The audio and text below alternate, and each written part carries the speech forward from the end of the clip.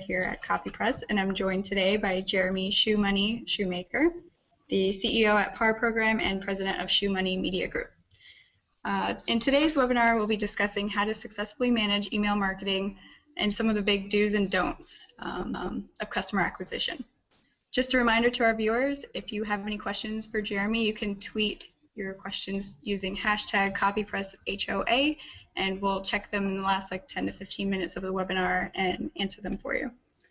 Jeremy's going to start things off for us first and tell us a bit about PAR, explain how it works, what it does, why it's awesome, and then we'll go into kind of an interview segment where I'll ask him a couple questions, and then we'll get to your guys' questions, and then we'll wrap it up.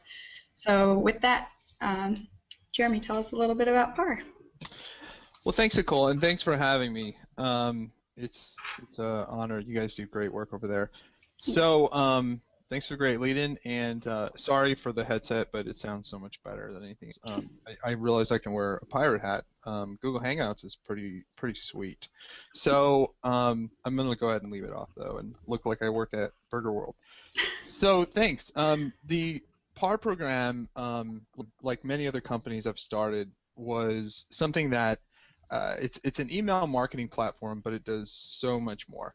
And the way there's so many big companies that are doing email marketing wrong, and they use like blogger newsletter services like Aweber or whatever that don't have great deliverability. Some get hacked, whatever, and the same issues that I ran into.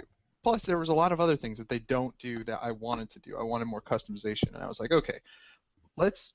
And then we had a consulting client who wanted us to take over their email marketing, so we built out this system that used return path and SendGrid and all this stuff, so we could get real-time updates on spam and IP reputation and all this stuff. Awesome. And then we integrated it with social media and stuff, and then they said to me, like, this thing is drastically improving our sales. You should think about making a company with this. And so we got actually a couple more clients that built out the platform, and now we're really taking it to another level. And that's pretty much the PAR program. How I like to explain it to people, and it's fairly simple pitch. For one, we haven't done any marketing yet. We're about approaching 50 clients now, and all the businesses come to us. I do have a marketing plan, but for every customer that comes in, I do all their copywriting. My company does all the graphics needed, everything, and that's all included in the $2,500 setup fee. So, just to do the copywriting that I do for people, I would probably charge $10,000 to $15,000, which is what I've done before. So, it's just I just really love it. And for me, if you look at my track record, I've started companies and sold them within 6 months usually. And so this, to me, there's an investor that met with me, and I like to talk with them, but I don't really want to do anything with them. But, and their biggest concern was like, how do I know you're not going to move on to the next thing? And I said, well, with this thing, every new client is a new company to me, and it's fun to help them grow and watch them grow and anything. But obviously with that, we can only take on so many clients a month. Our sweet spot is somewhere around 5, but if we get a large one, like we have the 3rd largest tobacco company in the world, they require a lot of resources. So, I think that month we only took on 2 clients, them and another one. So, but anyway, so the PAR program, enterprise level service, I feel that we have a service that nobody else has, and that one you have, which I have 11 years experience selling, well over 10 million products of my own and other people's through email, building relationships, and actually, which we can talk about in a little bit. I don't know when you want me to get into that and exactly the mentality of it, but I'm not really here to sell you on the PAR program. Like I said, we take on very few clients, and it starts at $1,000 a month, and depending on how many users you're getting in, it goes up from there. And then, like I said, it's a $2,500 setup fee, so it's not for most people. In fact, a lot of the techniques we're probably going to talk about today, if go sign up for Aweber or iContact or any one of those services. There's nothing wrong with them. If you're just getting started. And then, when you take your company seriously and you're looking for an enterprise level platform, then come see us. That sounded bad, actually, but it's the truth. I mean, it kills me to see these multi-million-dollar businesses on platforms that are shared and hacked and have horrible deliverability and all kinds of stuff. But Nicole's a client, and she Yep. sees all the cool stuff we're doing, and we're truly revolutionizing email marketing, and we Yeah. continue to innovate. And anyone who's ever seen any of my companies and stuff knows that we we have a development cycle like no other. We listen to our like I just did a call with Nicole not too long ago. She came up with some excellent feedback, and because of that feedback, we're implementing new features. So we implement new features. Probably our development schedule is once a month. So and some are very significant. Some are just some tune-up things. But for the most part, yeah, that's the PAR program. Way long definition. I don't know if I communicated what it was, but I think you did an awesome job. thank you. I love how far PAR has come, even since we at Copy Press started using it probably, I want to say, a year ago. And since then, I mean, I've gradually had to start using it as I took over our email marketing efforts here, just as my role has grown out. But maybe would you want to talk about some of the new features that you have? I'm really excited about them. For sure. A lot of things we do. Let's talk about email deliverability for a second. So there's three levels of spam that people may or may not realize. A lot of people use clicks and opens as a measurement of deliverability, and it really is it's what I like to call a legacy statistic. It's not accurate whatsoever. You've got all these devices, mobile devices. There was just a study out that mobile devices have 10 times the open rate, but um, 10 times less clicks. And the reason is because every mobile device opens images by default, so fires an open signal. Um, Now you've got firewalls, right, that automatically follow links, count as clicks, and so you've got very misleading clicks. All right, so what does that mean? It means that those stats are no longer very relevant, and what is relevant is that your email is delivered. That's it. That should be all you care about for the most part. Now, we're going to get into some other stuff in a minute, but so that's number one. Now, like I said, there's three levels of spam. You've got to get through the main provider, which is like Yahoo, Gmail, whatever you're using, your corporate company. So you've got to make it through that initial one, like Gmail's email filters. The second part is you've got to make it through a firewall. If a company's using a firewall or appliance like McAfee, Spam Protector, or some whatever it is, right? Then you've got to make it through the third layer, which is the desktop client, right? Which is like mail.app if you're a Mac user, maybe it's Outlook if on the PC, or maybe it's Outlook on the Mac, whatever it is. Those have spam filters as well. Okay, so not easy, right? And what email marketing or company is going to test all that? Well, we test that for all of our clients. We've got thousands of accounts set up on the top 100 most used mail things like Gmail, Yahoo, and all the way down to even some Russian ones and stuff.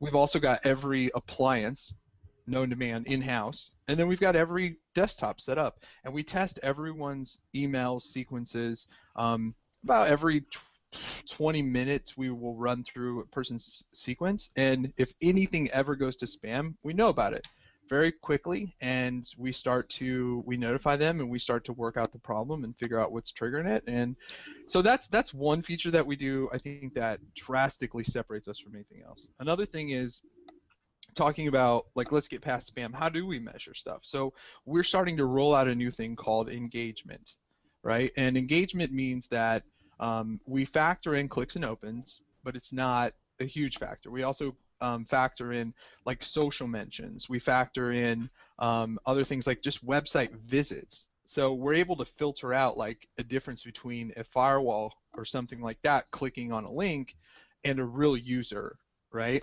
And we can also, so all those things together, we can truly measure the value of a user. And we have some other things that are going into it as well. Another thing that's in beta right now, another thing that we're going to roll out soon is actually a user scoring system, which there's other companies that kind of have some of that, but what we're going to do is we're going to get it on a much bigger level, which will allow you to specify, if you're looking for keyword terms about certain things, and we'll get into that, which basically, some of the things we have also is like the ability to see like the exact dollar value of your customers. We're able to pull their social data like LinkedIn and Clout and see what other people say they're influential about. So you'll be able to see, like, you say, I want to see the people on my email list that are, into advertising or marketing or this or this or this, and I want to just send it or on Facebook or on this or in between these ages or located in this. I mean, all those things you can target. And so you can also see where they work, what their position is in the company. So you can actually build your own scoring system very easily to assign a certain level, which we'll be rolling out soon. To actually, you're going to have a user engagement, but also like a user particular rating as well. So you can see like this person's engaging with us, they meet all our criteria. Let's look up their Facebook or LinkedIn and let's hook up with them. We also have the ability to actually completely interact with your social stuff. So everyone who joins your email list, you can automatically follow them. Why is that important? Because what we've seen probably, well, as of last month, it was $50 million of e-commerce from our clients come through our system. Okay? And one thing, so we have all these crazy stats, and one thing, and they're quantified, which all these people put out these theories and infographics and all that, or whatever. We have actual quantified statistics, and our companies, we have like 7 major retailers that allow us to anonymously use their stats. So one thing we know is that if a user follows you on Twitter, follows your company on Twitter, then that user's lifetime value to you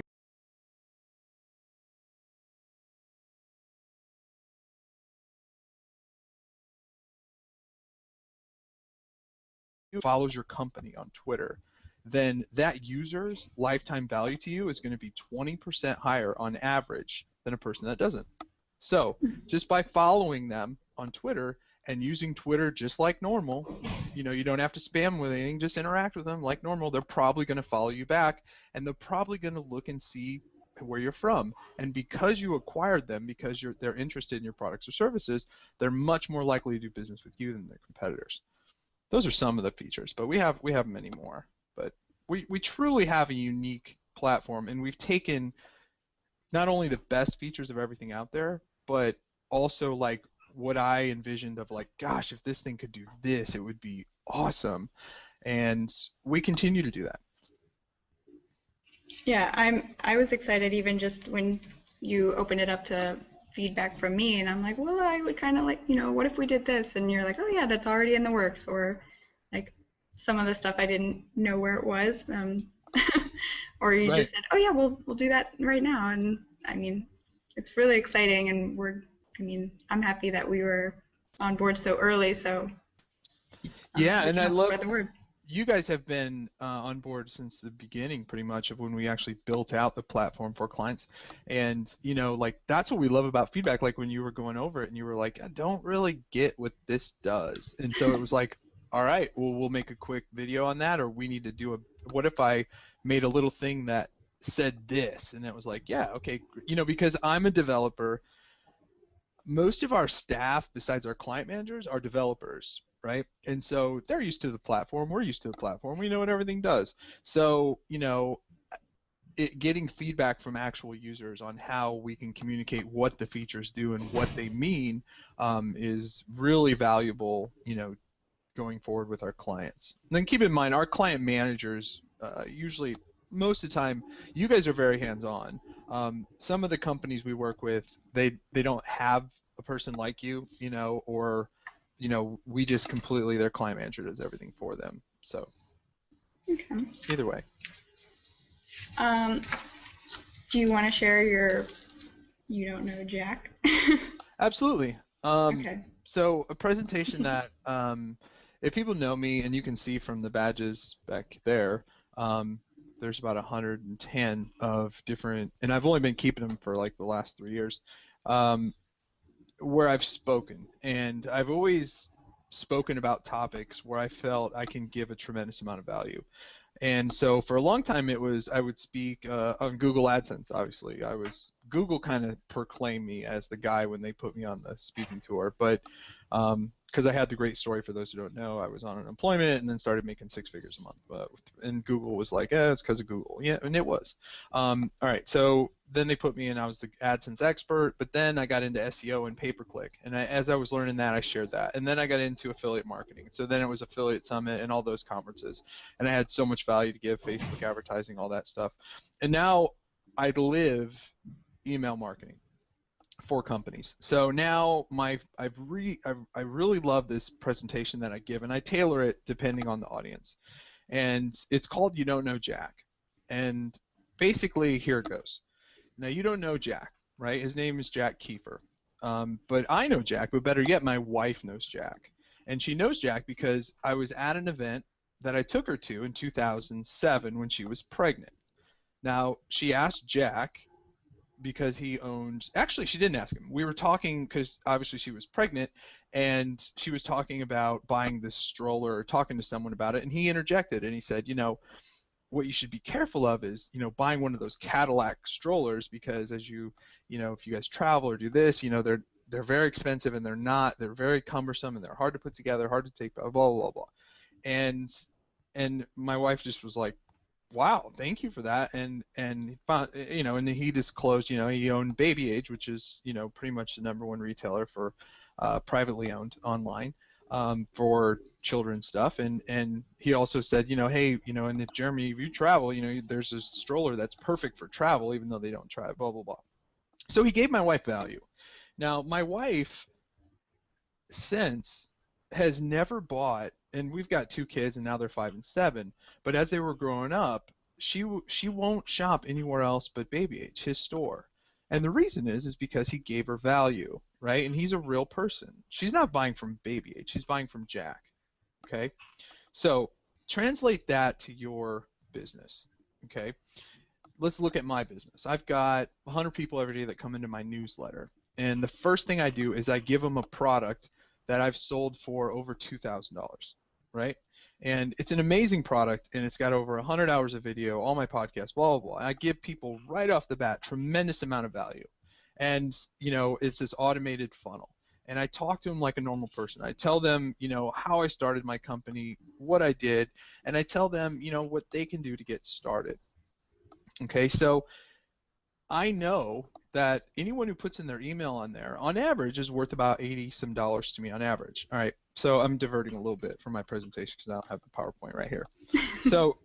So basically, what people are doing as a company is they're not. Imagine if someone was to come up to your booth, like CopyPress, and they said, "Oh, you guys are CopyPress, blah blah. What do you guys do?"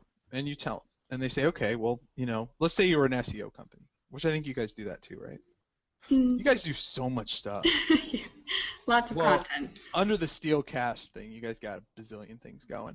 But let's just pretend you're an SEO company, and you've got an SEO booth. And so I say, okay, what do you guys do? And then I'm at SES or something, and there's 80 SEO companies there. And so I say, what makes you guys different than your competition? How'd you get started? Who's your founder? What awards have you won? Is there any testimonials from companies? Blah, blah, blah. Just questions I would ask that you would hit out of the park. Right? So what we do is we have that same, and what I do with people who call me is I'm like, look, you just sold me. I now understand what you do, and I'm in. I'm in. If I'm looking for this service, I'm in. Okay? But how do you do that to someone who visits your website one time? Right? Yeah. How do you do that? So that's what we do is we capture that person. There's a bazillion ways to do it. You can do it through a contest. You can do it through a pop-up. You can do it through giving away a white paper or something like that. There's now even a thing called Viewbix, which is like YouTube, but it has a hover over where you can actually like click on to actually, either get on a newsletter or request a quote or something like that. You can acquire it that way. We've got people acquiring emails a bazillion different ways. And then you start that conversation of giving people value. Okay, so let me use Blue Electronic Cigarettes for a second, who is owned by the 3rd largest tobacco company in the world, Laurel. And so we came in and started doing this for them. And right away we start to build that value. We start to educate them on, basically like what electronic cigarettes are, what to look out for, because there's a lot of electronic cigarette companies out there, and this is a powerful thing too, and maybe copywriting is something we can get into if we have time, because I love the way we do, or the way I think I'm really freaking good at it, first of all, but so anyway, basically the way it works is, so we capture the email. I get distracted easy because I was looking for the cha-ching thing. Okay, there it is. Or the clap thing. All right. So basically, what we do then is we build that relationship with them. And now, if like for blue electronic cigarettes, when people are ready to buy an electronic cigarette, they're going to go back through and search their email. And this, again, comes from experience, from quantified data. We see people come back as much as 6 months later. So they received an email 6 months ago from blue electronic cigarettes, and they clicked on that email now 6 months later because now they're ready to buy electronic cigarettes.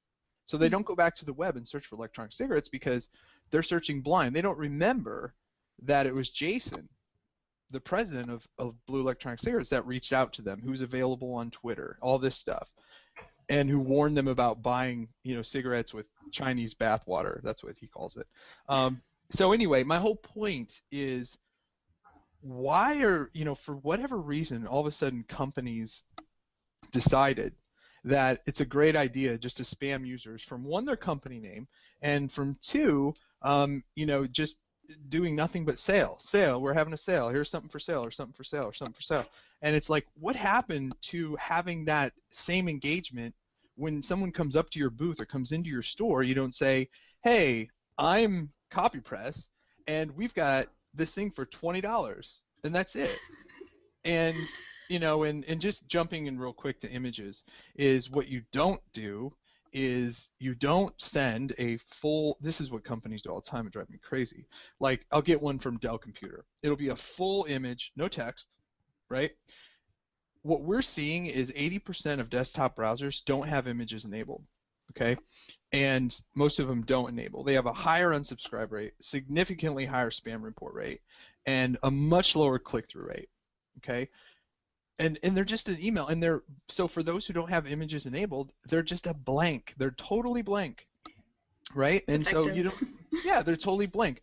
What if someone was to come up to your booth or come into your store, and your whole walls were completely white, nothing that says anything about what you do or your logo, and you're not even standing there, right? And they've got to click a special button up here that says enable images, and now all of a sudden they can tell what you do, right? How stupid is that? So that's the thing that frustrates me. And when you put a guy like me into a company, it's a drastic difference in their email marketing. That's the bottom line. Okay. Thank you. Thank you, everybody. Thank you. I appreciate that. So, are you ready to move into our interview segment? Yeah. I can digress. So just keep me in line. Just crack the whip, or hit the horn. I'm sorry. I love these effects. You could do. No, that's fine. You can keep playing. Okay. So, what are some of the other big mistakes that you see people when they're trying to get their email marketing going, like with email blasts, like doing the terrible image-based emails? But what else? Like, maybe are they too targeted, or are they too general, or with promotions? I mean, what do you think? Yes. So here's a tip. Okay, everybody, pay attention because this is a good one. All right, are you ready? I love this. Okay, here it is. So what you don't want to do is offer a discount right away. So if you're a company and you have a product for sale and someone was just at your website because they're interested in your product or whatever, a lot of times someone will email out them a discount right away. Okay? Now, one thing you never want to do, now this leads into a copywriting trick which is actually bigger than this, but you never want to do that, because what's the perception people have when it's like, hey, you were just to our site, hey, here's $10 off of this product. Well, we put together routinely some little focus groups, right, on when we have one of our par clients, and we'll say, what do you think about when I say this? And when people immediately get like $10 off of X product, they think of two things. One, it's not very popular, it's not selling well. Or two, it's about to be discontinued. Why else would you have a sale? Okay, so how do you do it? Well, you have to, and this is, like I said, this is leading into a much bigger picture. You never want to leave it up to the person reading the email to draw their own conclusions. All right, so what I just said, about somebody, who can draw their own conclusion that it's going to be discontinued, or it's, it's not selling well, you can divert from that by doing what I do, and I say, in honor of my book being #1 internationally for so many weeks on the bestseller list, we're going to have a sale. Okay, so what does that do? Well, it's a double win. Okay, so because one, I just got on a soapbox and said I'm awesome, and I've sold so many books and established more credibility, and number two, it tells the person why we're having a sale, and that makes sense. Okay, so to address your question, a big thing that people do is they give a discount right away. Also, people give percentages off versus dollars off. When you give a percentage off, people have to sit there and think, and they have to be like, okay, a percentage of this, blah, blah, blah, blah, but quantified, like $10 off. Boom, people get that, they make a decision to buy or not. Give them a percentage, you've now given them extra layers to think about before, and you've put more blocks inside. That's another trick. Like I said, don't email from a company name, email from a person at the company, even if you make the person up, all right? And also email from someone that actually relates to the consumer when you talk to them. Don't talk to them. For instance, my friend Andy Jenkins, very, very well-known internet marketer, very, very successful. He creates products, info products, does product launches, stuff like that. He is an NYU film student graduate. Okay, he has won an Emmy Award for NFL films. He was the editor for the Blair Witch Project, and he's done all this other stuff. Badass guy. But when he sells his video training products online, he's Cousin Andy, like good old boy Hick from Atlanta, Georgia. He doesn't talk, because when he talks about, hey, guys like you and me, we need video editing stuff, and I made it really easy, right? He can't be like, I'm an NYU film student, I've won all these awards, you're not me, right? Yeah. I can do this stuff. You're probably not going to be able to, right? And even though you actually are, people are going to have that perception, right? They're going to automatically think like, well, duh.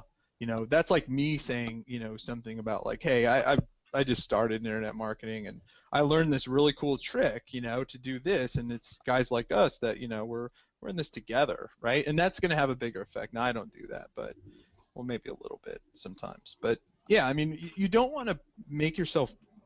Basically, you want to relate to your customer. If you're talking to them, talk to them in your audience. Don't talk to them. Don't talk down to them. Whatever you do, and right. Did I answer your question? Those are a couple Yeah. tips. So, how you said to send it from a person rather than a company, do you agree with that for social as well? Like how in PAR you can link it to your LinkedIn or your Twitter, like to automatically follow them? So I have it right now where I'm the person that they're connecting with on LinkedIn rather than CopyPress. That's better? It's huge. It's huge. I mean, it's Okay. okay if your Twitter handle is copy-pressed, right, or something like that.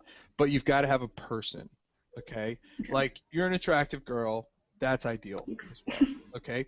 And especially like if people, because then people like when they envision doing business with your company, they don't see it as if you guys just use the copy-press logo, that would be a mistake.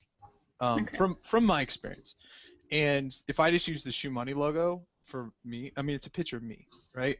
Because it's me. It's my name. It's not CopyPress, I mean, yeah, I'm at Shoe Money because that's my brand, but you're talking with me on social profiles. You're not talking to my company, and Right. I'm the one responding. It's not my company that's responding. Now, I might hire some monkey to manage that for me, but it appears from, not that I would do that. That'd be something Neil Patel would do. But he's the one who coined the phrase monkey to do that, by the way, too. So blame him if you have a problem with Today I learned. that. Yeah. Um, okay, so you already talked about the discount and stuff. Um, what would you say is the most effective way to utilize email sequences in PAR and in general? Yeah, in general, no matter what you're doing, when you use an email sequence, you want to do some sort of formula, right? Originally, when a person comes in because they're interested in your product or service, just talk to them like you just met them and they came up to your booth. Welcome them, let them know how you started the company. Let them know. I wouldn't get into much about the competition yet because you get into that, but it's slowly now. The one thing is you don't want to try to sell them anything throughout like the first 10, let's just say 10 emails. Like some do 5, some do 4, whatever. What you want to do is build that relationship. And so, number one, number two can be like, talking about like an FAQ, right? And this is so, I mean, it's just such an important thing is that you've got people that ask you questions, right? Mm-hmm. And especially when, like, you guys have people ask you questions all the time. So if you guys had an automated thing, it's just like, hey, here's a couple questions we get all the time about, general customers about CopyPress, and Jim asked this, and here's how we respond, and so did this, and so on. And again, it's letting when a third party says something, it's so much more valuable than you. Also, by doing this, you're establishing social proof, right? You're establishing all these people are coming to you with questions. You're also not, you're giving them, you're playing what we copywriters refer to as the reluctant hero approach, where it's kind of like, well, okay, I guess I'll answer this question. You know what I mean? It's not like you're just boom doing it. It's like you were asked to do it. So that's a good way to share things with your readers as well, is that, here's some questions we received. I thought I'd just answer them for you, and they don't have to be salesy whatsoever. In fact, like in a lot of my presentations for PAR, I actually recommend going with an Aweber or one of these cheap services, just because, a lot of people don't have the budgets, or, they don't have that, they're not doing the volume where our PAR program would be cost effective for them, right? So, and people just, you earn so much more credibility when you sometimes another trick you can do is, I'm giving away some pretty big tricks here, but a really big one is to talk about those guys. Okay, everyone needs an enemy. All right, let's talk about. Am I running over here, No, time wise? no. Okay. I don't think I have anything scheduled. I'm good to go till 5, like for another 3 hours. So, let's talk about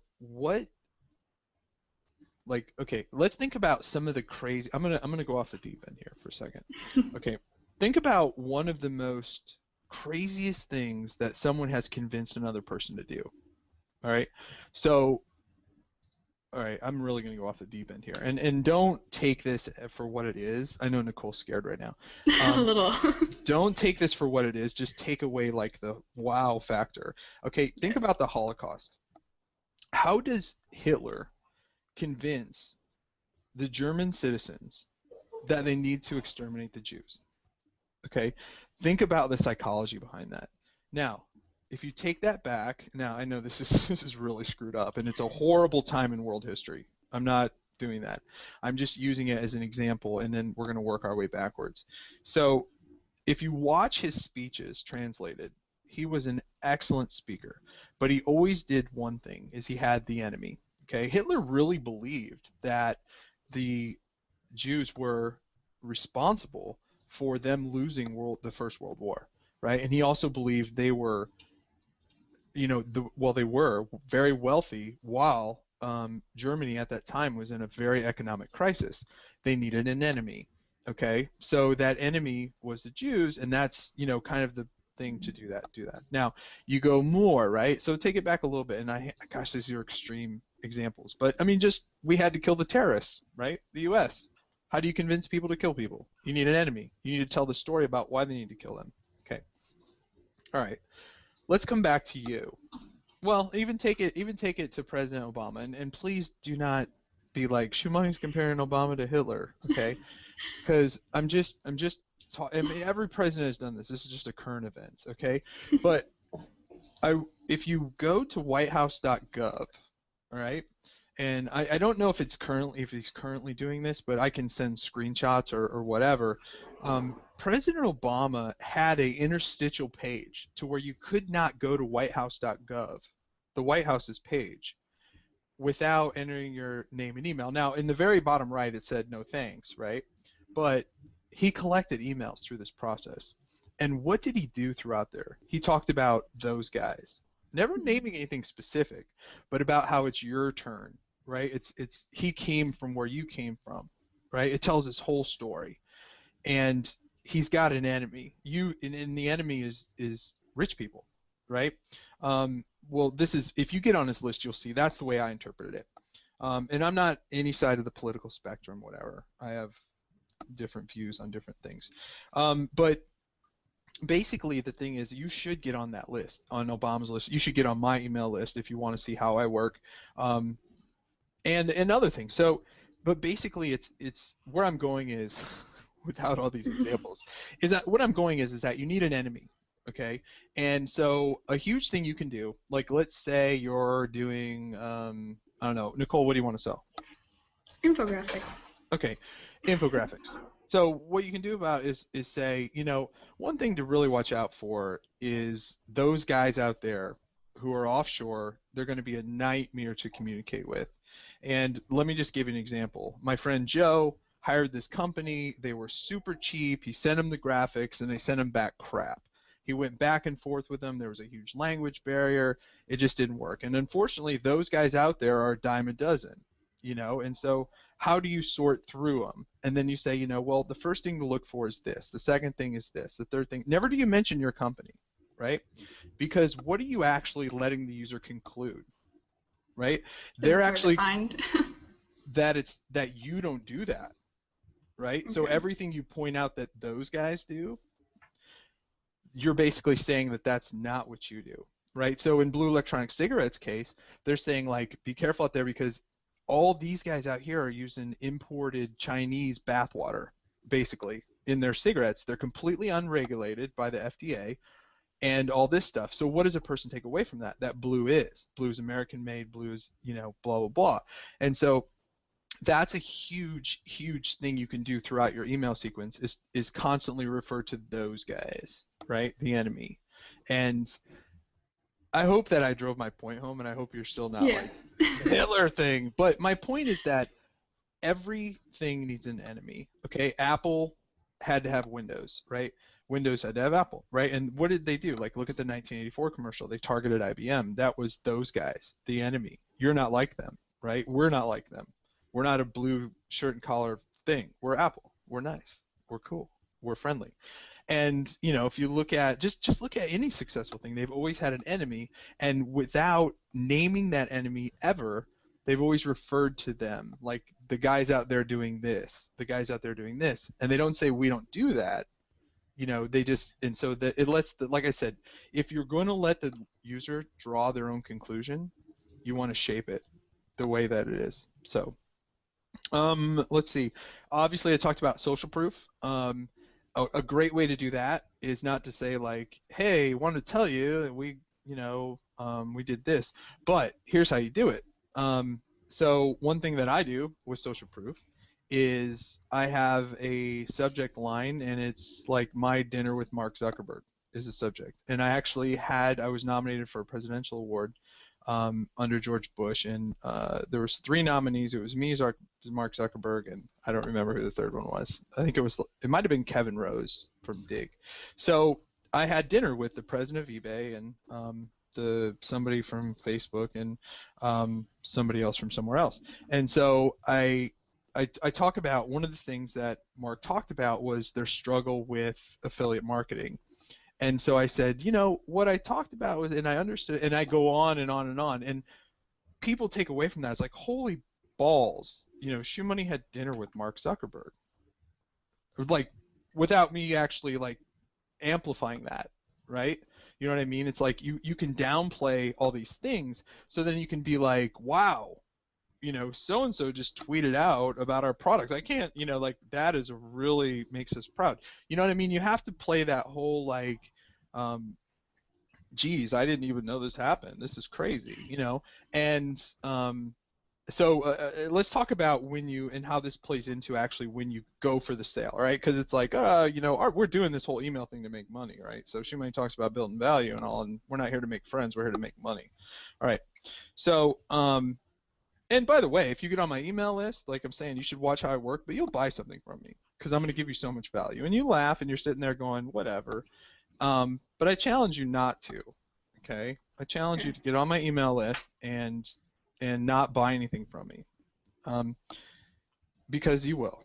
Like I said, the average person is $87. I know that, and that sounds super, super cocky, but it is what it is. So now, where was I going with this? I was just talking about MLS, dollar values. Oh, the sale. Okay, because we're not here to make friends. We're here to make money. Is this being recorded, by the way? Yes. Are you going to edit it? Yes. You don't have to. I mean, 'cause it's all good. But all right, so Then we sale. won't. It's time to have a sale. All right. So when you have a sale, here's how you approach it. Number one, you introduce the sale. And you say, hey, you always want to do like what I call the 4-day cash treat. And basically, it really can rain money. And I mean, but it's fully automated, which is the great thing. So like if you're on my list, I'm gonna say, hey, in honor of my book being number one, I'm gonna have a blowout special where you can buy the Shoe Money product, the latest one, for this price, right? And it's a sale, and it's awesome. A bunch of people go and buy that. The next email that goes out is like, holy cow, I can't believe how many people bought it. If you had trouble getting in, our servers were down. We had so many people come in and try to order it. Yes, it's still available, and blah, blah, blah. The next one. So what does that do? One, it says, holy crap, there's tons of people buying this. I should probably buy this, right? The third email that goes out, remember this is a 4-day sale. So the third day is the FAQ email, right? And so, and this is, I mean, if you get on my list, you're going to see this. I'm not like giving, like, I mean, you'll see me do this exactly what I say. So the third email that goes out is the FAQ, which is about all the questions you're getting about the product, right? So, like one of the questions. This is such an awesome deal. I signed up and bought it. Can I share this with a friend? How good of a question is that, right? And of course you say, all right, I'll make you a deal, like, you're on the honor system, you can share it with one friend because this is an exclusive newsletter offer, right? So that's a good technique. Another, and just some other questions about, can you go, blah, blah, blah, can you go into detail about what this part is, can you do this? And basically all this is what I want to communicate to my users. I want to give you reasons to buy. So I ask questions from people, right? Are they real people? Yeah, they're like Anna in there, Okay. asking me questions. So, yeah, so that's the FAQ day, right? And then it's like, just a reminder, this thing closes out tomorrow. All right, so next day, fourth day, final day of the sale. You got to put in some serious scarcity here. All right, and it's like, hey, today's our last day. Listen, if you go to the page and it says it's sold out, I apologize. We've got, so many available, and because actually all of these things we're saying are true to an extent, right? I mean, I'm not a lawyer, so check with yours. But I mean, you don't have to do what I do. I'm pretty aggressive about it. Like, I just do it. And don't let facts get in the way of a good story, ever, right?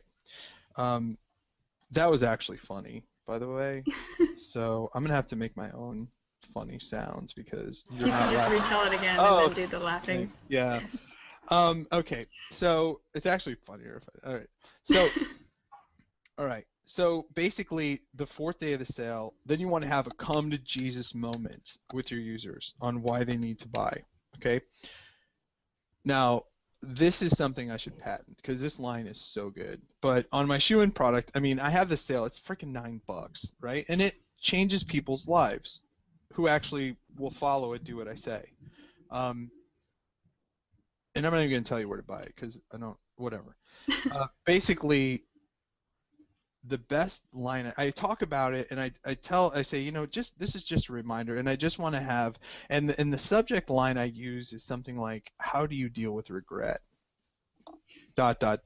right? Question mark. And how do you not open that, by the way? It's a great subject line. And in there, it's like, one of my things is like, I have a real problem dealing with regret. Failure is something I can live with. Regret is not. I'm offering you a product for $9 that I spent years making, which is true. And this thing could change your life. Like, someday your kid's going to ask you about this time we're living in and how, all these people that have these rags to riches stories about making money on the internet. And what are you going to say? One, you're going to say, I always wanted to try it and I never did. Two, you're going to say, I tried it, it just wasn't for me. And it cost me $9 to try it. And number three is you're going to say, I freaking killed it. I made so much money. And that's why, kid, you've got gold everything plated, right? So Mm-hmm. I say, look, don't be that first guy. Because failure is something I can live with. Or I say something like, I don't know about you, but failure is something I can live with if I try something. And regret is something I cannot. Buy my system. Buy my shit. It's good. That's it. That's a hell of a closer. So, You want to go to Twitter now and well, see? actually, I think, oh, thanks everybody. I appreciate that. Because Nicole's not giving me credit. So, and that's also a great way to make money. So, go cash register there. So that 4-day email sequence I just gave you guys is like worth its weight in gold. I'm just gonna ring a bell just so everyone was alerted on that. Okay. Am I the greatest interview you've ever had, or what? I think so. Crickets. Okay. Now All you're right. just setting yourself up. No, bring it. Sound effects. Bring it. Okay. I'm not seeing questions on Twitter. Amanda People just are like writing like their sequences right now. They're probably just like blown away. there's lots of people retweeting to ask questions. No one's asking questions right now. I have a couple extra questions that are kind of miscellaneous. I'm Guys, gonna get if into you those. ask the best question, Nicole's gonna send you a special autograph picture. So you want to get in on that. I'll make that happen. All right. Autograph picture. Okay. You have to do it right now, though. Yeah, like very soon. All right. All right. Now you have to answer my questions instead. Yes, ma'am. I Do wonder, you? do I look good in a stash? Go ahead. We'll let. What's the best advice you've been given? Seth Godin, Build a Purple Cow. The Purple Cow book, and All Marketers' Liars, excellent. But the Purple Cow is truly. I mean, if I could like take my camera and show you in the next thing, I have a Purple Cow poster, which was a limited edition thing by Hugh McLeod, I think it's McLeod, whatever, who does the book covers and stuff. Anyway, the Purple Cow is about basically in a sea of cows, there's a purple one that stands out. So I wrote Seth one time back in 2008, and I said, or 2000, whatever, and I said, your book, The Purple Cow, has influenced me so much that I want to tell you about these things, and it's a long read, but I mean literally, like I poured my heart out about just talking to him about how to stand out like a purple cow. And the PAR program is one of those, but when I made auction ads, I grew that company in 4 months to $2 million a month in revenue and sold that sucker 4 months later for an undisclosed amount. But let's say I was very happy. So much happy that I was able to make 2 of my employees millionaires as a bonus. That were like, one was like $20 an hour and whatever. So my point is that the best advice I ever got was from Seth on his book was The Purple Cow, and just how to really truly remarkably make yourself stand out. And through auction ads, when I built that advertising network, I did a bunch of crazy things that made me stand out. And when we entered the marketplace with auction ads, there was 8 other companies doing exactly what we were doing, and they had been doing it for 4 or 5 years, right? So we were able to grab market share and build that thing, like I said, to 2 million a month within 4 months and sell it a company. I think I sold myself short on that, but I mean, I wasn't prepared at the time. It was me in the basement, not doing that. It doesn't matter. I need to get into that. But that's the point. Is basically if I could give, like, I'm not gonna. This isn't where I give value. This is where I talk about what's influenced me. First of all, I listen to everyone, but I don't follow anyone, if that makes sense. Okay, I listen to what everyone has to say, but I don't ever follow exactly what people say. I'm a big guy that I like to learn for myself. because people will say like, hey, if you use an orange button, it's this much. If you use this much. No, F that. Okay. The thing is like with the PAR program, when I put out statistics, those are quantified stats, right? But people should listen to that, but it doesn't mean they should follow it. And that's what I'm, and that's a thing that I learned, that's was something that has really become important to me. It's just like, one of the most frustrating things is when I give somebody, like, I'll meet somebody at a conference, let's say, and they're like, hey, kind of struggling, blah, blah, and I'll be like, look, here's this keyword, bid on it, send it to this ringtone offer, and you'll make good money off of it. Oh, wow, that's awesome, Shimoni. So then as soon as I get home, I got an email from this person. Hey, can you show me the landing page that you use? Hey, can you tell me like this? Can you show me how to use AdWords? And I'll be like, all right, and this has happened like a couple times, not specifically to this. And it works, right? And then like a week later, it doesn't work anymore because that's the life cycle that we live in. And the person's like, hey, what else can I do? And I want to be like, you know what, dude, I'm sorry, but it's you're gonna have to figure this out. It's either for you or it's not. But I'm not going to. And it goes back to one time I was on stage, and I don't know if I was the first person to say this, but I'll just claim it. Is that teach a man to fish and or wait, what is it? Give How a does man it a go? fish Give a man a fish and he'll eat. for Teach a a man to day. teach a man to fish, and he's gonna steal from your bucket like every day. Well, basically, people will steal I've from you. never heard that version. Well, I'm just saying that, believe me, I have shown people stuff, and all they don't ever want to fish.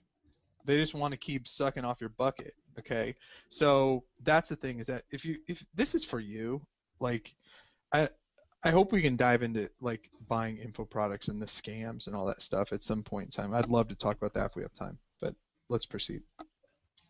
So, real quick, what you said about the purple cow, is that have any influence on PAR logo and the design being purple? Okay, so first of all, PAR, right?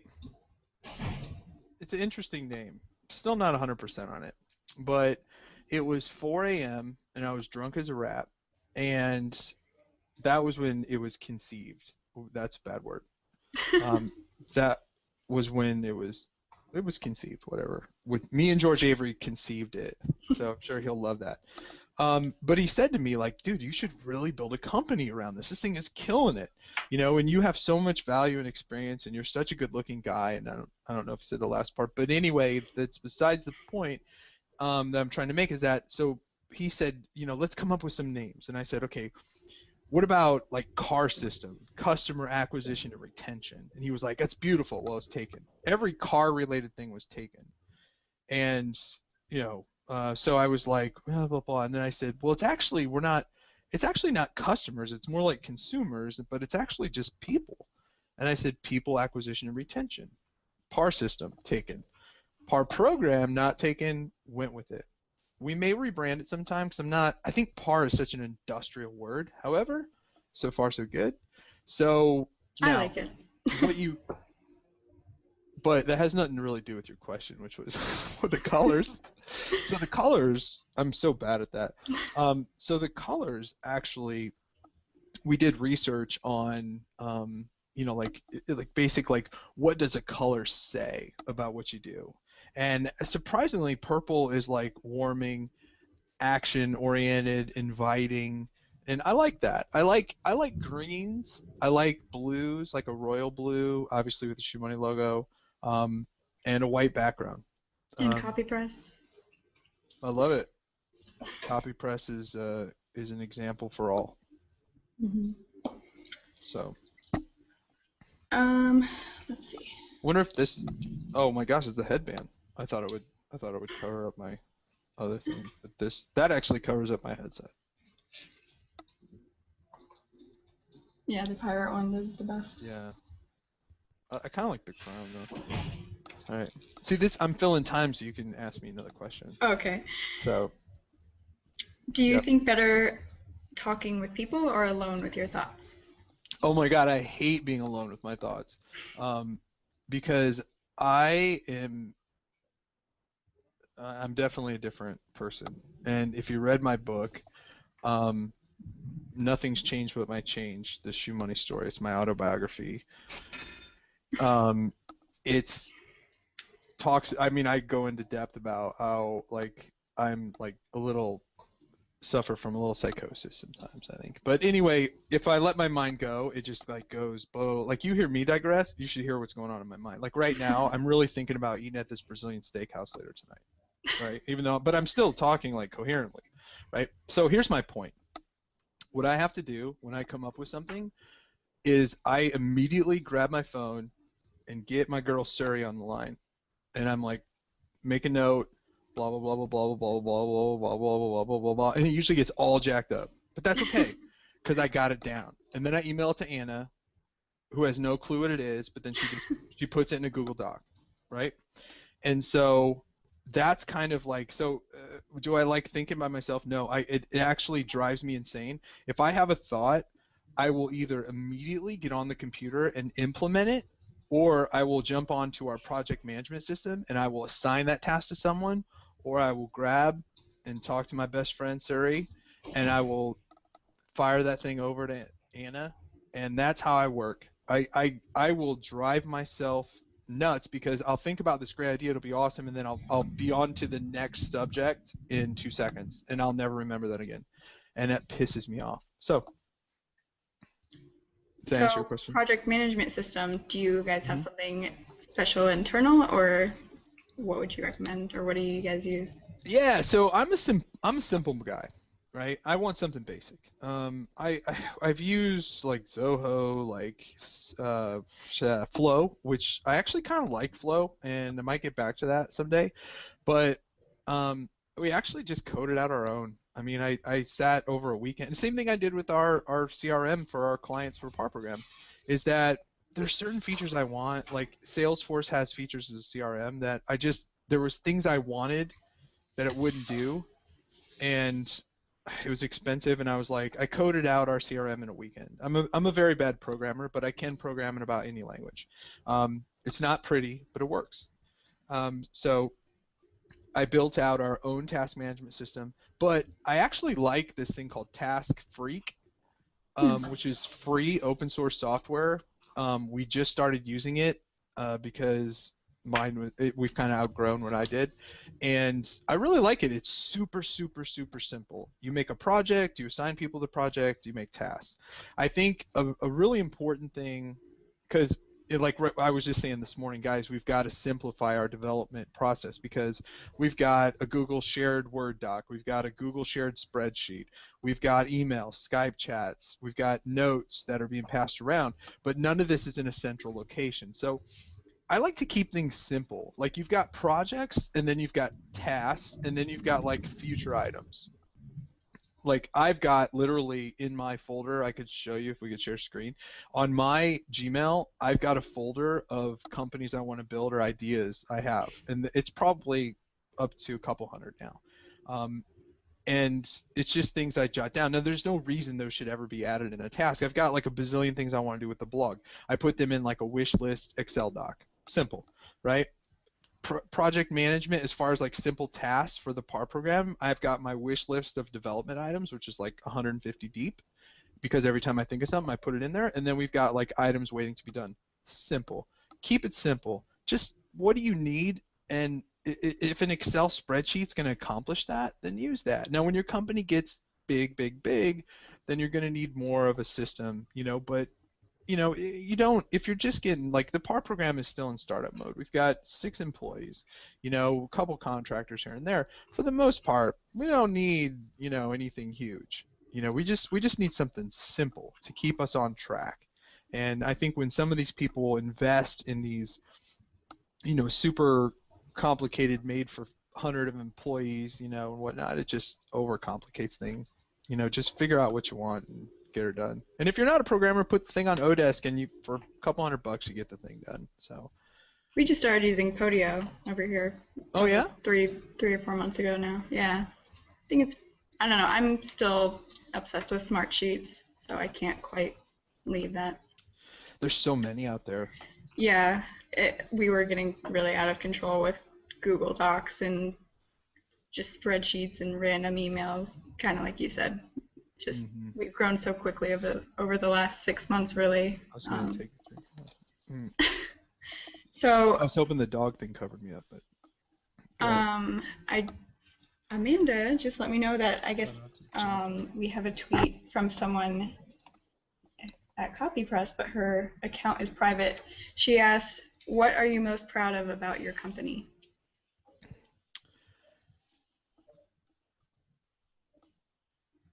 Mm. There's many things, but you're gonna nail me down to one. I think most proud is the team I built now, and I mean I'm really proud of the PAR program. It's I have to say like I've been a fly-by. I mean I've sold for companies and blah blah, and I'm like done all these great things. But the truth of the matter is, I've been like kind of a fly-by-night person. I've never like done a long-term stable company. And I've been like, I mean, there's been years where I was like, we're like behind 80 grand so far this year. Let's make a product. Like let's have an event. Let's do this, and we'll bring in a lot of revenue, and then we dick off the rest of the year. But I didn't have employees, right? I didn't have like the place I have now down here. I mean, if you just look around my office, you can see like I've got stuff. I've got like a big ass. Can you see my big ass TV up there? I can. Okay, so I mean, I've got multiple monitors. I've got cool office space. I've got. We even have a stripper pole in the office, which if this was portable, I'd show you. But I mean, I've got a huge office space here. I've got all these employees. I've got 50 megabit internet coming in and out, fiber. Basically, what I'm saying is, at the end of the day, my overhead is a lot, right?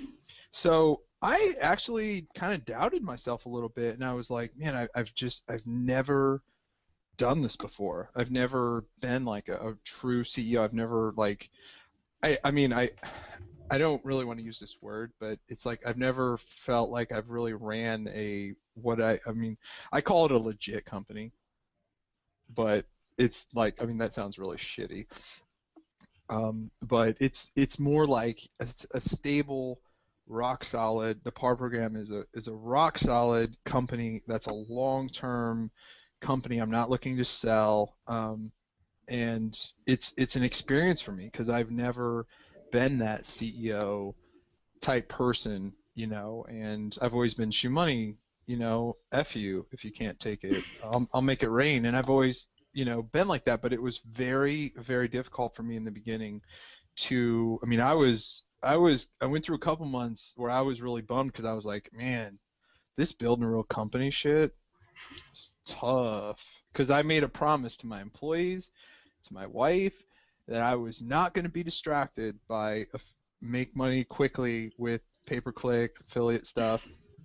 I was going to focus on building because honestly, I've got two little girls now. I can't be up all night, doing stuff. I need a better quality of life, and building a company like this. I mean, it's a very high goal, but I want to build this into a $100 million company within the next 3 years. And I don't think that's crazy, especially when you consider I built a $15 million company in 4 months, right? So I don't think that's crazy by any means. We're definitely on pace of where I want us. And so, what am I most proud of? I'm most proud of the fact that I was able to get out of that um, mindset of everything doesn't have to happen right now.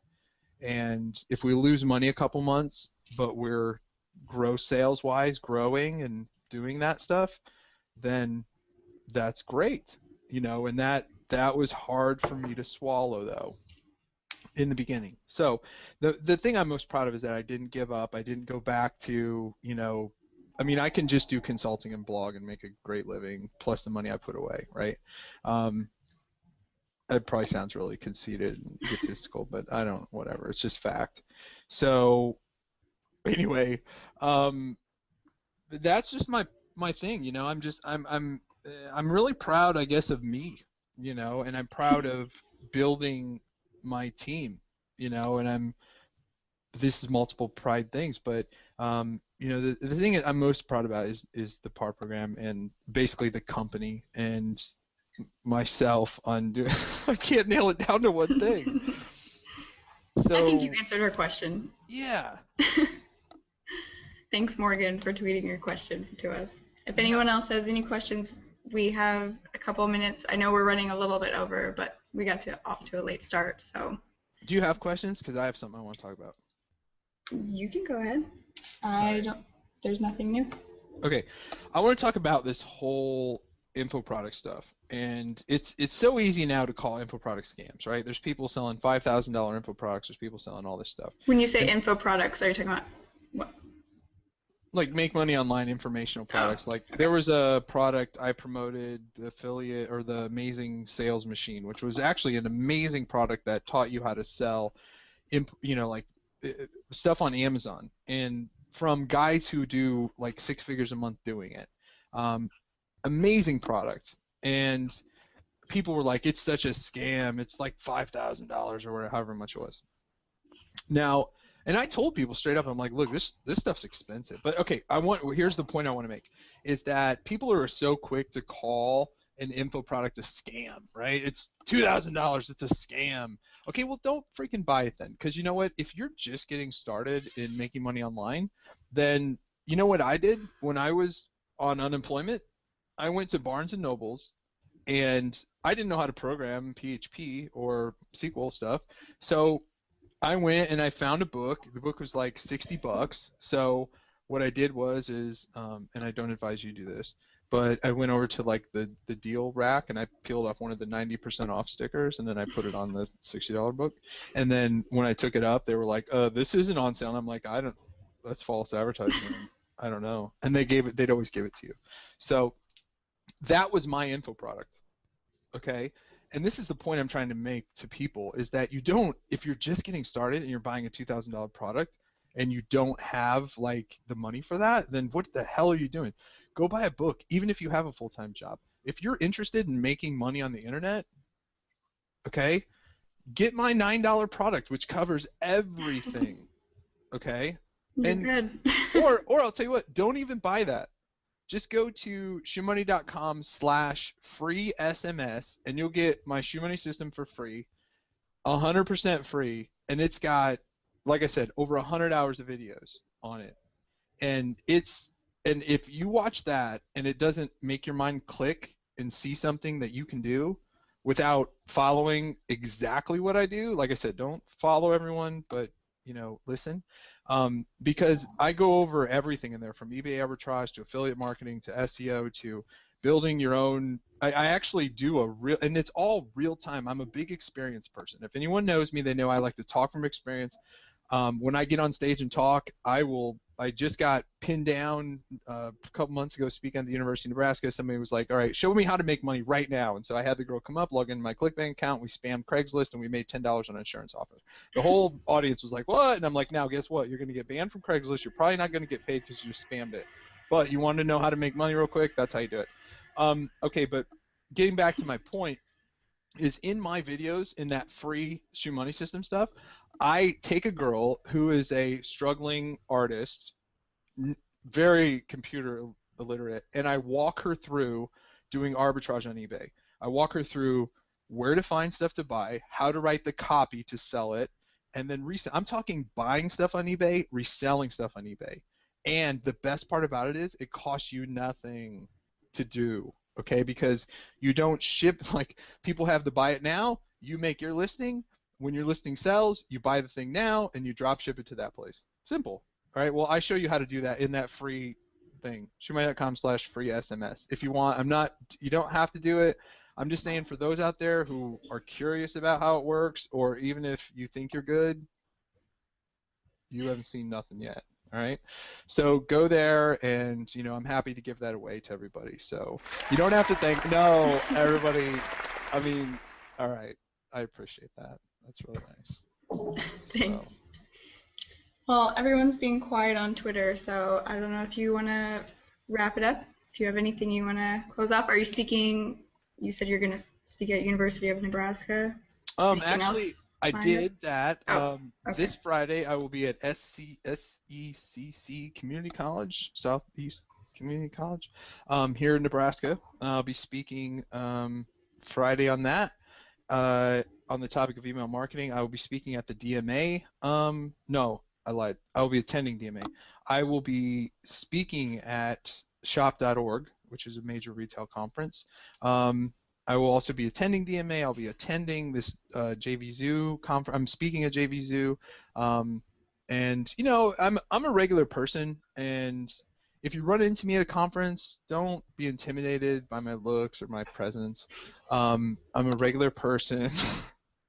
Why'd you make me laugh? I was trying to be serious there. It was a serious moment, okay?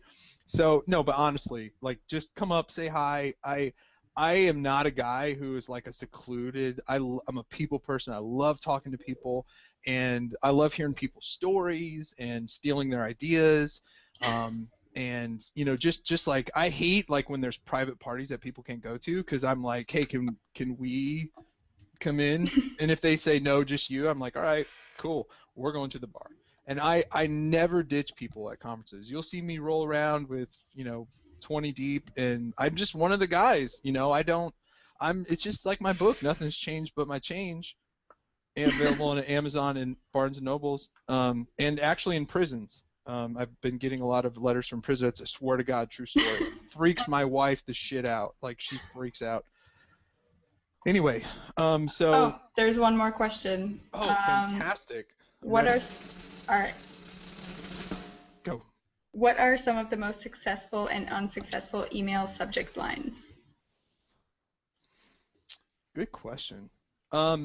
Here's something that we've recently discovered is, email's constantly evolving. And one of the old tricks that when it first came out was like, whoa, this is sweet, is when you dynamically insert the person's first name, like in the subject, where it was like, Nicole, you won't believe this, right? ... Yeah. And that isn't, we actually see a lower rate of engagement on that kind of stuff now. And that's across the board, okay? That makes sense. That's across the board, and it's because people have become accustomed to that now, right? So I don't even say, hey, Nicole, wanted to tell you about this thing. I don't use personalization inside the email at all. Now, with that said, it depends on the demographic, okay? So, like, we've got people in the, we've got one client in the